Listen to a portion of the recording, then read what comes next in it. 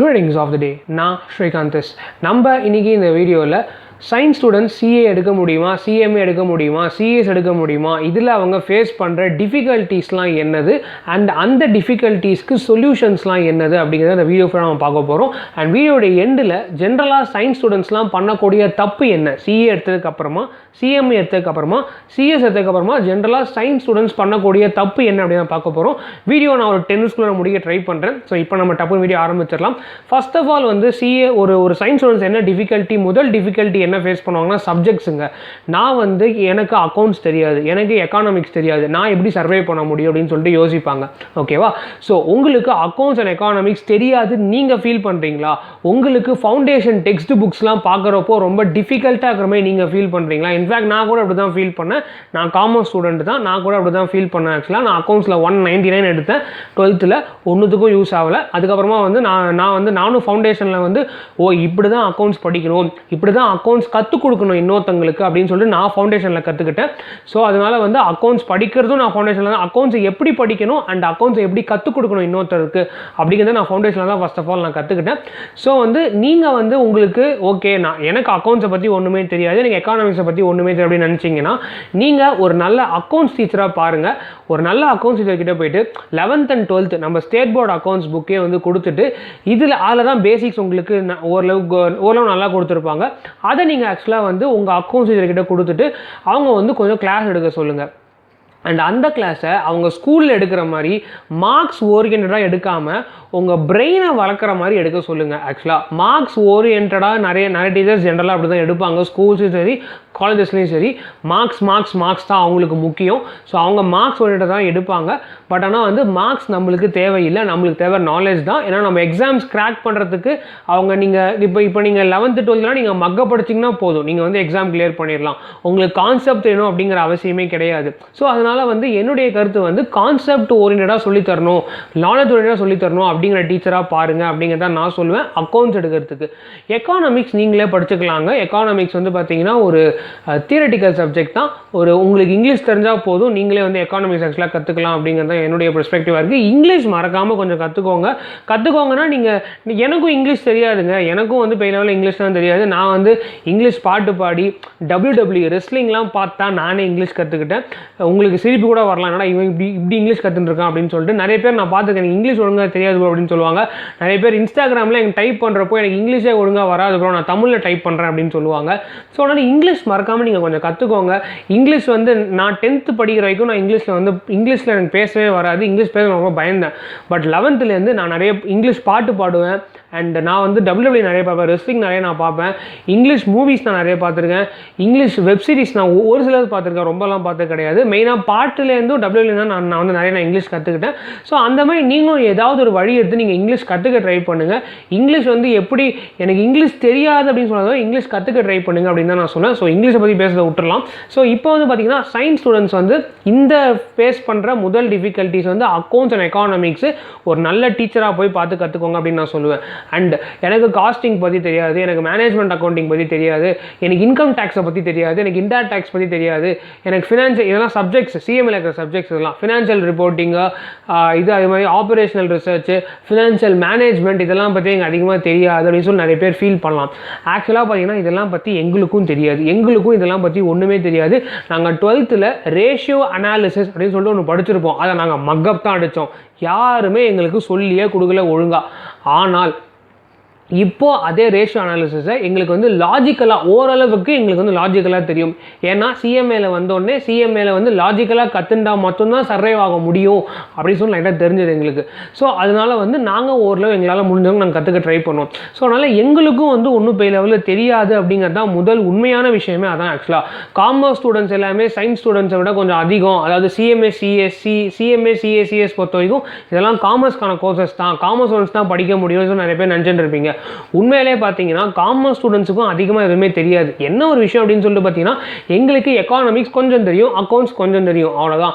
உங்களுக்கு அந்த கொஞ்சம் தெரியாது. தெரியலனா என்ன, ஈஸியாக நீங்கள் தெரிஞ்சுக்கலாம். நாங்கள் கற்றுந்ததை 11th and 12th சிலபஸை என்னால் உங்களுக்கு மினிமம் மந்த்துக்குள்ளே என்னால் முடிக்க முடியும். ஆக்சுவலாக எனக்கு அந்த அளவுக்கு கெப்பாசிட்டி இருக்குது, உங்களுக்கு புரிய வைக்க முடியும் அப்படிங்கிறத நான் சொல்லிக்கிறேன். ஸோ எனக்கு வந்து அந்த லெவலுக்கு கெப்பாசிட்டி இருக்குது.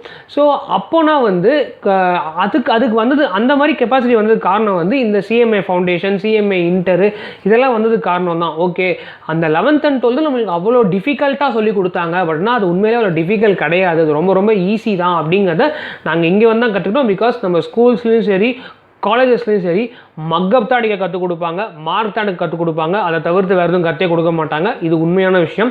ஸோ இது வந்து யாரையும் மறுக்க முடியாது. ஆக்சுவலாக ஸ்கூல்ஸில் வந்து நீ மார்க்லாம் எடுக்க வேணாம்பா, உனக்கு அறிவு மட்டும் வளர்ந்தால் போதும் அப்படின்னு சொல்லிட்டு எந்த டீச்சரும் சொல்லி நான் பார்த்ததில்லை. இன்ஃபேக்ட் என்கிட்ட ஒரு டீச்சர் சண்டைக்கே வந்திருக்காரு. நான் போய் சொன்னேன், இந்த மாதிரி நீங்கள் மார்க்ஸ் பேஸ் பண்ணி எடுக்காதீங்க, கான்செப்ட்ஸ் பேஸ் பண்ணி எடுங்க, அறிவு தான் சார் முக்கியம் அப்படின்னு. நீ எப்படி அந்த மாதிரி சொல்லலாம், மார்க்ஸ் தான் முக்கியம் அப்படின்னு சொல்லிட்டு என்கிட்ட நான் 11th 12th படிக்கிறப்போ என்கிட்ட டீச்சர் வந்து சண்டை போட்டிருந்தாங்க. ஸோ அதனால் வந்து மோஸ்ட்லி வந்து ஸ்கூல்ஸில் வந்து பார்த்தீங்கன்னா மார்க்ஸை பேஸ் பண்ணி தான் எடுப்பாங்க. ஸோ நீங்கள் நினச்சிக்காதீங்க காமர்ஸ் படிக்கிறவங்க தான் வந்து சிஎஸ்சிஎம்ஏலாம் எடுக்கலாம், சயின்ஸ் படிக்கிறவங்களாம் எடுக்கக்கூடாது, அவங்களுக்கு ரொம்ப டிஃபிகல்ட்டாக நினச்சிக்காதீங்க. சயின்ஸ் படிக்கிறவங்களும் எடுக்கலாம். என்ன, எங்களுக்கு கொஞ்சோண்டு தெரியும், உங்களுக்கு அந்த கொஞ்சத்தை நீங்கள் ஈஸியாக கற்றுக்கலாம் அப்படிங்கிறது எங்களுடைய பெர்ஸ்பெக்டிவ். ஸோ அதனால் வந்து தெரியாது அப்படிங்கிறத விட கற்றுக்கோங்க அப்படின்னு தான் சொல்லுவேன். இதுதான் ஜென்ரலாக சயின்ஸ் ஸ்டூடெண்ட்ஸ் ஃபேஸ் பண்ணுற டிஃபிகல்ட்டிஸ் சப்ஜெக்ட்ஸ் தான் அப்படிங்கிறத நான் சொல்லிக்கிறேன். இந்த சப்ஜெக்ட்ஸை நீங்கள் இப்படி கற்றுக்கோங்க. அதாவது உங்களுக்கு அக்கௌண்ட்ஸ் அண்ட் எக்கானமிக்ஸ் மட்டும் தெரிஞ்சால் போதும் நீங்கள் உள்ளே வரத்துக்கு. அதை தவிர்த்து நீங்கள் போய் எதுவும் கற்றுக்க வேண்டிய அவசியம் கிடையாது. அதுக்கப்புறமா நீங்களே உள்ளே வரப்போ நீங்கள் நிறைய கற்றுப்பீங்க ஆக்சுவலாக. ஸோ அக்கௌண்ட்ஸ் அண்ட் எக்கானமிக்ஸ் மட்டும் நீங்கள் ஓரளவு தெரிஞ்சு வச்சுக்கோங்க அப்படின்னு தான் நான் சொல்லுவேன். இதுதான் ஜென்ரலாக ஃபேஸ் பண்ணுற டிஃபிகல்ட்டியும் கூட. இப்போது ஜென்ரலாக சயின்ஸ் ஸ்டூடெண்ட்ஸ் பண்ணுற தப்பு என்ன அப்படின்னு சொல்லிட்டு பார்த்தீங்கன்னா, ஃபவுண்டேஷனில் ஜாயின் பண்ணிடுவாங்க. அவங்களுக்கு சயின்ஸ் வரலை, அவங்களுக்கு வந்து லைக் சயின்ஸ் ஸ்டூடெண்ட்ஸுக்கு வந்து அக்கௌண்ட்ஸு எக்கானமிக்ஸ்லாம் வரல அப்படின்னா அவங்க ஏதாவது ஒரு கிளாஸஸ் போயிட்டுருக்காங்கன்னா அக்கௌண்ட்ஸ் கிளாஸு எக்கானமிக்ஸ் கிளாஸை மிஸ் பண்ணுறது. என் ஃப்ரெண்ட் ஒருத்தர் இருக்கான், அவன் மேத்தமேட்டிக்ஸ் தான் அட்டன் பண்ணுவான். ஆக்சுவலாக அக்கௌண்ட்ஸ் எக்கானமிக்ஸை மிஸ் பண்ணிடுவான். ஏன்னா அவனுக்கு அக்கௌண்ட்ஸ் எக்கானமிக்ஸ் பிடிக்காது, அக்கௌண்ட்ஸ் எக்கானமிக்ஸ் லாலாம் பிடிக்காது அவனுக்கு மேத்தமேட்டிக்ஸ் தான் பிடிக்கும், மேத்தமேட்டிக்ஸ் தான் அவன் வருவான். ஸோ ஏன்னா வந்து அவன் அவன் வந்து பயாலஜி குரூப் எடுத்திருக்கான். ஸோ அவங்க ஜென்ரல் மேக்ஸ் நல்லாவே தெரியும். ஸோ அவன் மேத்தமேட்டிக்ஸ் பேஸ் பண்ணி மேத்தமேட்டிக்ஸ் தான் அவனுக்கு லவ் ரொம்ப அதிகமாக இருந்துச்சு. ஸோ நீங்கள் வந்து அக்கௌண்ட்ஸ் எனக்கு பிடிக்காது, அக்கௌண்ட்ஸ் எனக்கு வராது அப்படிங்கிறனால நீங்கள் கிளாஸஸ் போகாமையோ அக்கௌண்ட்ஸை படிக்காமையோ இருந்துடாதீங்க அப்படிங்கிறத நான் சொல்லுவேன். அண்ட் நிறைய பேர் வந்து அவங்களால கிளியர் பண்ண முடியல, ஃபவுண்டேஷன் எக்ஸாம்ஸு இன்டர் எக்ஸாம்ஸ்லாம் கிளியர் பண்ண முடியல அப்படின்னா அப்படியே விட்டுட்டு போயிடுறாங்க. அதான் நீங்கள் பண்ணக்கூடிய மிகப்பெரிய தப்பு. ஒரு சிஎம்ஏ சிஎஸ் எக்ஸாம்ஸு உள்ளே வந்துட்டீங்க அப்படின்னா முதல வாய்க்குள்ளே தலையை விட்ட மாதிரி நீங்கள் வந்து அதுலேருந்து எஸ்கேப் ஆகி வெளில வந்து தான் ஆகணும். அப்படி எஸ்கேப் ஆகி வெளில வர்றதுக்கு நீங்கள் முதல்ல கூட சண்டை போட்டு தான் ஆகணுமே தவிர்த்து இல்லை நான் வந்து என்னால் வந்து அட்டன்லாம் பண்ண முடியாது அப்படின்னு சொல்லிட்டு நீங்கள் ஈஸியாக வந்து உங்களையே நீங்கள் பலி கொடுத்துடாதீங்க அப்படின்னு தான் நான் சொல்லுவேன். பிகாஸ் வந்து சிஎம்ஏ சிஎஸ்லாம் வந்து வெளிலேருந்து பார்க்குறதுக்கு சூப்பராக இருக்கும், செம்ம வேல்யூ அப்படிங்கிற மாதிரிலாம் தோணும். பட் உள்ளே வந்ததுக்கு அப்புறமா தான் தெரியும் சிஎம்ஏ சிஎஸ் தீஸ் 3 கோர்சஸ் இது மூணுத்துக்குமே ஒரு டார்க் சைடும் இருக்குது. டார்க் சைடு வந்து கம்ப்ளீட்டே பண்ண முடியாமல் பல பேர் வந்து அழுதுண்டு என்னால் கம்ப்ளீட்டே பண்ண முடியல, என்னால் அந்த கோர்ஸை கம்ப்ளீட்டே பண்ண முடியலையா அப்படின்னு சொல்லிட்டு கோர்ஸை கிவ் அப் பண்ணவங்க நிறைய பேர் இருக்காங்க. அந்த கோர்ஸில் செம்மையாக வந்து இப்போது மந்த்லி ஈவன் 5 to 6 lakhs வந்து ஈஸியாக சம்பாதிக்கிறவங்களும் இதே ஃபீல்டில் தான் இருக்காங்க ஆக்சுவலாக. ஸோ டார்க் சைடும் இருக்குது, லைட் சைடும் இருக்குது அப்படிங்கிறத தெரிஞ்சுக்கோங்க. ஸோ அதனால் வந்து என்னுடைய கருத்து வந்து நீங்கள் உள்ளே ஒன்ஸ் வந்துட்டீங்க அப்படின்னா முடிக்கிற வரைக்கும் கைவிட்டுறாதீங்க அப்படிங்கிறது தான் என்னுடைய பெர்ஸ்பெக்டிவாக இருக்கும். இதுக்கு மேலே இந்த வீடியோவில் பேசுகிறதுக்கு ஃபெயிலில் எதுவுமே கிடையாது ஆக்சுவலாக. ஸோ இதோ நான் அந்த வீடியோ முடிச்சுக்கிறேன். ஸோ உங்களுக்கு நான் சொன்னது எல்லாமே புரிஞ்சுக்கணும்னு நினைக்கிறேன். ஸோ ஒன்ஸ் உள்ளே வந்துட்டிங்கன்னா தயவு செஞ்சு கை விட்டுறாதீங்க அப்படின்னு நான் சொல்லுவேன். பிகாஸ் அந்த 6 months to 1 year வேஸ்ட்டில் அதை நீங்கள் வேறுலையா நீங்கள் இன்வெஸ்ட் பண்ணிக்கலாம் டயத்தை. ஸோ நீங்கள் வந்து உள்ளே வந்துட்டு எனக்கு இந்த கோர்ஸ் செட் ஆகுமா ஆகாதா அப்படிங்கிறத பார்த்துட்டு உள்ளே வாங்க. ஏன்னா நீங்கள் வந்து உங்களுக்கு அதில் படிக்கிறதுக்கு முதல்ல இன்ட்ரெஸ்ட் இருக்கணும். இன்ட்ரெஸ்ட் இருந்தால் மட்டும்தான் படிக்க முடியும் நம்மளால். இன்ட்ரெஸ்ட் இருக்கா அப்படிங்கிறத பார்த்துட்டு உள்ளே வாங்க. உள்ளே வந்ததுக்கப்புறமா ஃபீல் பண்ணாதீங்க இந்த மாதிரி.